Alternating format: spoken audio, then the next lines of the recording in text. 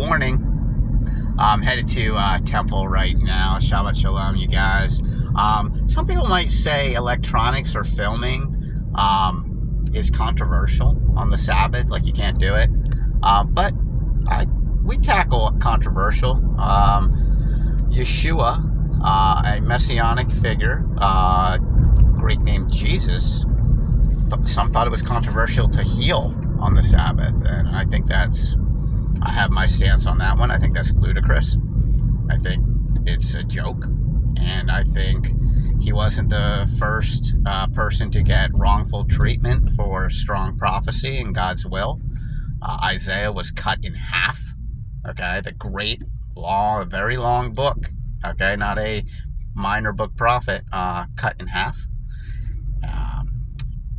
Also, Zechariah was killed inside the great temple, and it took hundreds of thousands of sacrifices of people to get away his flaming fire because of God's wrath on that one. So anyway, these are little things that most people wouldn't know, and I didn't know it a couple of years ago until I've been really diving into scriptures, both the Bible and some oral tradition that's been passed around that's very righteously inspired. Anyways, so I get a lot of morning revelations, and God speaks to people differently. Sometimes it's an open channel, and sometimes it's a grown channel, like it grows from young times. There are female prophets, Jewish prophets that started when they were like 3 years old. Samuel, the great prophet of King David's time, he grew up with the Lord, so he had that channel earlier than anybody that I know.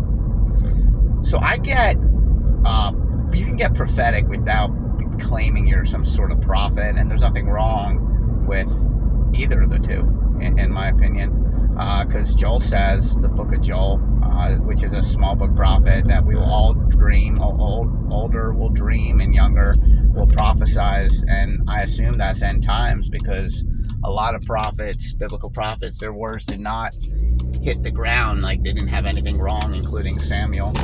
So what I got today is very important, especially for certain legal professionals that follow my channel, and I do like that. I do like that it is a channel that remains open, unblocked. There's no fear of righteousness with what I post, like the fear of blocking other channels and utilizing,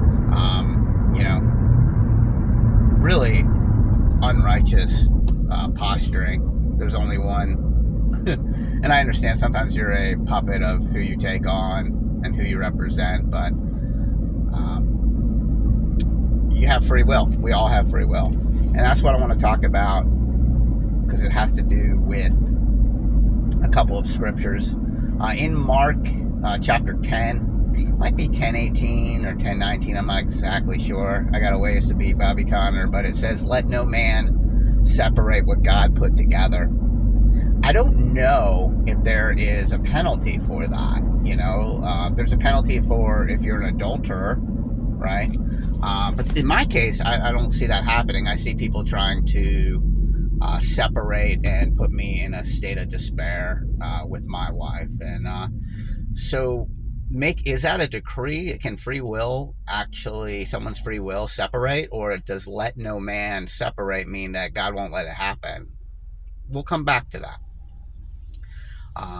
We talked about sanctions for perjury being so much rougher secularly than it is, not secular, so much more rougher in God's kingdom than it is secularly. In God's kingdom, and what's written in the Bible it's a death sentence. It is a death sentence. And I am going to make decrees today. I'm going to use Bobby Conner's word, make a decree, and it shall be established. I'm going to start talking about my adversaries at my footstool, but at a table with your adversaries. I want that to happen during my timing. Okay, I want my timing to align with the Lord's timing, but I want equal weight, and that is my decree, equal weight towards timing.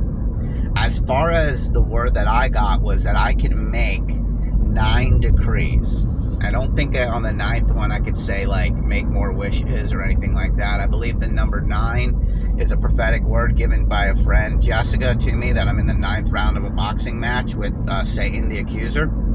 I also believe 9 is one less than Moses, who made 10 decrees in Egypt.